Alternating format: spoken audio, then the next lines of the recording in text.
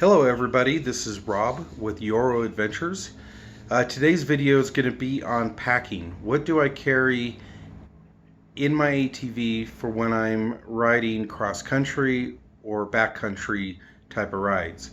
The type of rides I look for and I'm most commonly on are ones that are usually going across the desert. I don't have anybody around to help me if I get in trouble. I typically ride with a buddy. That is something that through the years I believe has been significantly important. But most of the times I'm riding either open desert. 20-30 miles is not a long ride for me. Or I'm up in the mountains, and I've done mountain rides where I've been in more areas where there were campers and there would be eventually somebody who could help you, all the way to the alpine type of or rocky, being up in the Rocky Mountains where you're at an elevation of 12,000 feet and the likelihood of coming across somebody is very rare, at least without going to find them.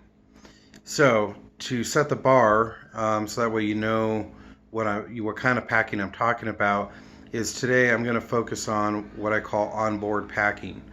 That is items that I pack in my ATV. It's in the storage area in the front or the glove box in the back, but I do not count what I pack in my cargo, which would be either my cargo box or bags that I carry. So I will do another video talking more about that. The reason why I needed to define that or clarify that is when I pack on board, those items don't get touched. They only get replenished. So, pretty much the idea behind it is if all things go wrong, you can get most things that you need to survive the encounter, whether you're hurt or you just broke down and you have to spend the night and hunker down. I can tell you I've been riding ATVs for about 10 years from a serious hobby type of perspective. I've been in many situations where it could have gone really bad. I've never been in a situation where I was stranded, but I've experienced flats and breakdowns and various things, and I've been able to get myself out. A lot of that is because I've spent my entire life either hunting and fishing, backpacking. I've gone caving. I've done a lot of different things out in the wild. And one thing they taught me when I was going through my survival training in the Boy Scouts when I was young was pack for three scenarios. Scenario one is you broke down. It's something that you can probably fix out in the field, like a spark plug gets wet, engine gets flooded, you get a flat tire, maybe a belt is broken. Scenario two is you break down and you can go get help, but it may require a 3 to 5 mile hike to get out, to go find that help. And scenario three, which is the most critical one, the one that I worry about the most, and for my passengers, is somebody gets hurt or we get in a situation where we have to hunker down. And hunker down, in my opinion, is spending a night or more in the mountains. And I can tell you through mistakes that I've made, and sometimes just pure bad luck, I've had to be in situations where if I didn't have this gear with me, and it wasn't on an ATV, it was actually hiking, if I didn't have the proper equipment with me, the situation would have been extremely bad. So with that being said, I figured I would do a video on what I pack on board. This is a question that does come up quite often. I meet new riders and we're out in the desert, come across them. I try to say hi to as many people, and a lot of times they go, hey, what are you packing in your ATV? I also get questions on the YouTube channel. I've gotten 3, so I'm not going to be like others where I get tons of questions. But if you read any of the ATV forums and side-by-side forums and manufacturer forums, It is a top trending thread that is commonly talked in there. And the crazy thing is, people post the mount. What they post, what they recommend to carry makes absolutely no sense. Now, with that being said, I may pack something that you go, that makes no sense. And I can tell you, it is something that I evaluate at the end of every season. The goal is, after 10 years, I think I have packed my onboard cargo to be able to take care of those 3 scenarios that I talked about. So let's take a look at how I pack the ATV and what do I have. So most ATVs, no matter if it's a Polaris or Can-Am or CF Moto, they typically have some storage. Usually they have what I like to call the trunk right here. And Polaris and Can-Am typically have the front trunk. As you can see in here, I keep everything in Ziploc baggies, and this is to make sure that everything stays as dirt-free and waterproof as possible. And like I said, most of this stuff, 99% of the stuff, never gets removed unless it's being used. I do add a couple things and subtract a couple things depending where I'm going, but this is my in case of emergency trunk. Aside from the gear, taking like things like rain jackets or pants or stuff like that. And again, that goes into the 2 different packing methods I do. But for the packing method of onboard, I'm looking for things that I can use immediately if I'm in a certain situation. So let's take a look at what I have. So this is everything that I have packed in the front of my ATV. I have a little hatchet that one of my daughters gave me a couple years ago. I believe she got it at Walmart, but it has all the knives and files and everything like a Swiss Army knife or a multi-tool. It has the little blade. It's a small blade, but I imagine for sticks and stuff, you can still take a whack at it. It has the hex top on it, so it can still be used as some type of tool. And it has a hammer end on it, which is the reason why I packed it. Not only does it give me all the bits and pieces, but very rarely do you find something that has like a hammer end on it. It's actually pretty good little hammer. I have a light that shines white and red that you can clamp on anything. You can bend it around, but if you're at night trying to look at what you're fixing, this little light clamps on just about everywhere. I have 3 of them, and you can get quite a bit of light out of it. And I've never had to change the battery in about the 4 or 5 years I've had it. I carry spare batteries for what I have on board. So in this case, I carry spare batteries for a portable GPS. I have some Walkman, and I specifically counted out how many for each device I have to use. Of course, the tapes, I have electrical tape. I have duct tape, and I have marking tape. This has no adhesive on it, but you can tie it on things.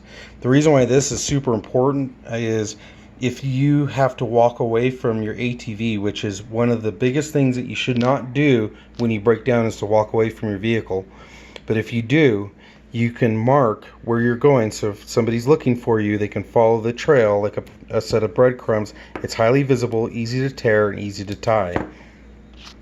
I do keep a 1-inch clamp that you can put on hoses. This fits, you can turn the end on it. It fits on just about any hose that you have on board.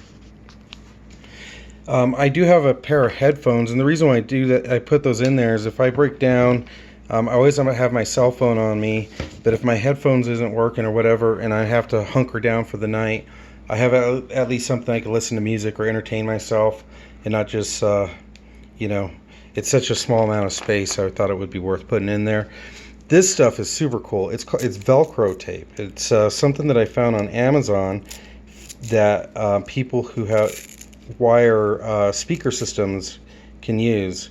has the Velcro on one end, the soft on the other, and it locks down pretty tight. The reason why I like that is one time I was riding, I broke down and I needed to hold a hose in a certain area. I just wrapped that around and it worked out perfect. And it's throwaway. They actually tear off like a dispenser on the end, so you pull the length you need, and then if you really need to cinch it down, it has little holes right there, so you can run one end in and cinch it down, and it holds well. I keep one ratchet strap, and call me paranoid. If I ever have to use a tourniquet or something, this is the easiest to use. On top of that, there's times where you just have to ratchet things down, and you have the ability to do that. This is actually something that I made, and I got everything for the most part at Walmart, but it's super handy. I use it for my camera, but the other reason why I use it is I can hang it in a tree and put some gear on it and get it off the ground if I have to. Let's go back over here. I have my GPS. This thing only gets used when when all my other devices don't work. I have a little multi-tool. Again, it's just a knife, another knife to use. I have a fire starter, which is nice if you don't have a lighter. I have a multi-tool. These are those big yard purposed trash bags. I keep a roll of them because if you're in a pinch, you can keep your gear dry if you need to keep it dry. And I actually admittedly had to use something similar to use as a poncho during a rainstorm because my rain gear, I didn't pack it. I always keep 3 or 4 1-gallon Ziploc bags, and that's again to put things that, let's say you have bandages or something that you need to keep dry because you pulled it out of the case. You have somewhere to store something and it's not having to get dirty. I have my first aid kit, which I did a review. There's a video on my channel that talks about it. The most valuable thing in my bag is the toilet paper roll. I keep enough zip ties to do just about anything. The only one I didn't pull out is I got one that's approximately 2 feet long, not longer. It's a heavy duty one. I keep 2 of those because those, can be used just about anywhere. And then I have a portable air compressor that plugs into my cigarette lighter adapter. So this is what I carry in my front cargo. And as you saw, I still had plenty of room for other things I need to put in there, like I usually put wallets and things I don't want to get wet. Now let's look at my trunk. So this is what I pack in my trunk. And it's the idea behind this is everything in the back is more for super emergency, which would be breakdowns, or we have to more or less hunker down even further. I have, let's start with the bottom. I have my tire repair kit, which is very simple. I keep a microfiber towel. It's not very big, but it's like a hand towel size. It's because actually I've had to use this quite often when you are trying to dry off to, do something. It's always nice to have a little towel with you. I have a poncho, and this one is not quite disposable, but one up from that. It was like maybe a $10 item at places like Walmart. I have an emergency blanket, which is super important to have. These actually work really well. I have a hooded poncho. This is like a step up from a trash bag, but it will do the job. And I have a knife sharpening stone. And then the final thing is my tools. So I got this nice little pack. We're actually looking at getting ready to start selling them. But inside I have every tool I can use in the field. I have a little T type of screw top, tool, and it has every size you can possibly use. I have the manufacturer tools that came with it, including a tire gauge. I have a wrench. I have several wrenches. I have pliers. I have another multi-tool. So now I have 2. This one's a Gerber. I have I found this guy and I really like it, but it's basically like a ratchet wrench, and it works very, very well. Okay. I have screwdrivers, so I have Phillips, and there's a star top, and then I have a flathead as well. Actually, I think I forgot to put it back in, but I'll make sure it's in there. And I have a wrench that matches the size of all my screws, or all my bolts as well. And then I have more zip ties. So this bag is nice because I actually put everything in it, and it's real easy. You just roll it up. So let me try to do it with my left hand. You roll it up, and it doesn't take up a lot of space, and you can clamp it down. But with everything I have here, I still have plenty of room in my trunk, and on top of that I carry 2 spark plugs. If you get a spark plug that's fouled, you got one there, and if for some reason, redundancy to redundancy, I have another one. And then I have a 2-inch band as well. With everything that's here, this all fits in my trunk, and I still have room to still store more items. The idea was not to fill every square inch of my trunk space, whether it's in the back or the front, but take up enough that makes sense and still have room for things like keys and wallets, and maybe I need to pack some rope because I'm going somewhere where I may need rope. There's a lot of different reasons, but for the most part, this is what I pack in the trunk. Now the final one is I also have saddlebags. This one is more for my immediate use. As you can imagine, I keep my insurance and registration in here, as well as a notepad. The reason why I have a notepad is I've been in areas that I've not been in, and it's useful to write down what road you're on, various things, landmarks, because if you do get lost, you have to call somebody. You're not going, well, I don't know, I'm in the middle of the mountains. You can say, no, I'm on Forest Road, whatever. In addition, I have maps. I have maps of the most commonly places I ride in that bag. As you can see, I put it in a 1-gallon Ziploc, and that's just to keep it safe. But this thing has been with me on countless rides, snow, rain, and everything stays just fine. So I'm going to put that back in. And then on this side, this is more like my pocket that I use, or the pocket that I use for when I'm riding. This side is used for everything that's in my pockets. So like I have, I don't know, cell phone, that's a bad example, walkie-talkies, and many other things. I can put it in there, and this is the piece of the bag that if I couldn't get to it, I can tell somebody who's riding with me, hey, on the left side of the saddlebag, you'll find what you're looking for. And the one last thing that I have in here, and I didn't think of pulling out, is I carry a Sharpie and a pen and a pencil. And that's because, again, if you have to write a note, you have everything you need. But as you can see, I try not to make my real estate that I have, the very little, taken up by things that are nonsense. So everything I showed you earlier in the front trunk fits in here, and that leaves me room over here for other things. So like I have another ratchet strap. I'll take that out. That's from the last ride, and things like my winch remote and some charger cables and stuff. The one thing I also forgot to tell you is in this bag, this is the one that had all the various knickknacks things, but all the important things. I also carry a spare charger cable for my cell phone. As you can see, I try to make sure that I have space to still pack, my personal stuff, and have room for others. So as you can see, I try to pack and plan for, just about any situation that's out there. I have friends that are in search and rescue, and I'm always curious about the situation, not for the whiplash effect, but to find out what I can learn from it. The most common thing that I hear is people are not prepared for where they're at.